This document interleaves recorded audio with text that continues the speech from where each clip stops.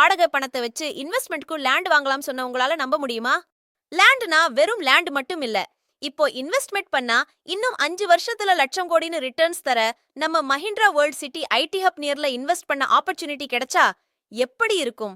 நான் சொல்றேன், நம்ம என்ஆர்ஐ ப்ராப்பர்ட்டிஸ் ஆல்ரெடி வளர்ச்சி பெற்ற ஓஎம்ஆர்ல பட்ஜெட் செக்மெண்ட்ல லான்ச் பண்ண emerald garden, Ashok Nagar project முடிந்த நிலையில, இப்போ நம்ம எஸ்பி கோவிலுக்கும் மஹிந்திரா வேர்ல்ட் சிட்டிக்கும் இடையே இன்வெஸ்ட்க்கு லான்ச் பண்ணி இருக்கிற ப்ராஜெக்ட் தான் ரீசாய் பாபா நகர்.